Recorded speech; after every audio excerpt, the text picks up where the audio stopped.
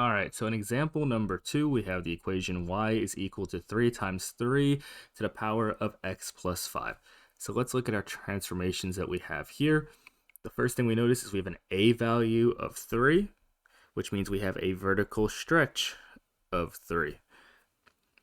We also have this plus 5 in my exponent, and that means we will have a horizontal shift to the left 5, so left 5. What we may have noticed here, though, is we do not have a vertical shift, either upwards or downwards. There's no plus or minus k value at the end, so therefore, it's not moving up or down. And because of that, my horizontal asymptote is going to stay at y equals 0. So I'm just going to go ahead and write that there now, as well as my other transformations. So we said vertical stretch of 3, and we're going to the left 5.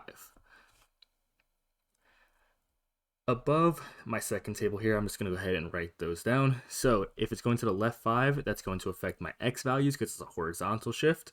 So that means I'll be subtracting 5 from my x values later on. And my vertical stretch is going to be affecting my y values, and it's going to be multiplying them by a factor of 3. So times 3 for my y values, and we'll come back to those after we fill out our first table. And we're going to be referencing 3 to the power of x as our function here to fill out our table. So 3 to the power of x. Also, since I'm here right now, I'm going to go ahead and draw my asymptote at y equals 0. And now let's go ahead and fill in our table.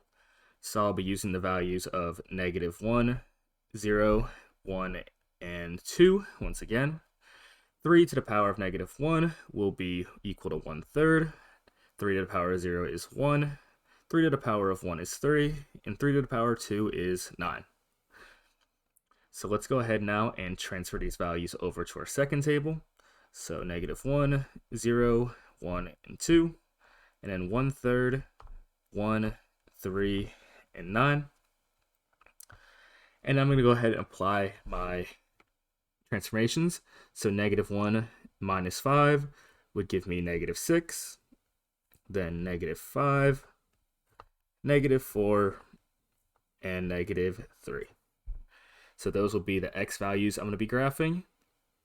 And then my y values, I'm going to multiply all my y values by 3.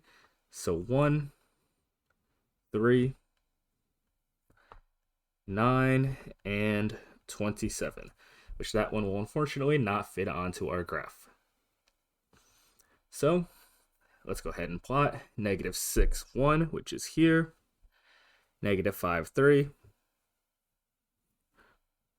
which is here, -4, 9, which is here, and again 21, or not 21, -3, 27 is going to be off our graph.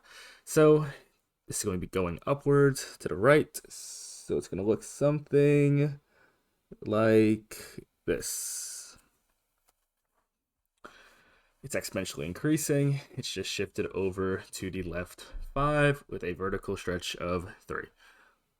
So now let's do my domain and range. My domain is going to be all real numbers because it will go left and right forever. And in my range, because we have an asymptote at y equals 0, I do not know why I wrote y equals 5 there. I must have been thinking about my vertical, not my vertical stretch, my horizontal shift. My asymptote should be at y equals 0. My apologies for that. But back to the range now. Because we have a horizontal asymptote at y equals 0, it will never actually approach or hit 0. It will approach 0, but never actually be 0. So our lowest possible value of b is going to be approaching from 0 to positive infinity. And that's how we would graph number 2.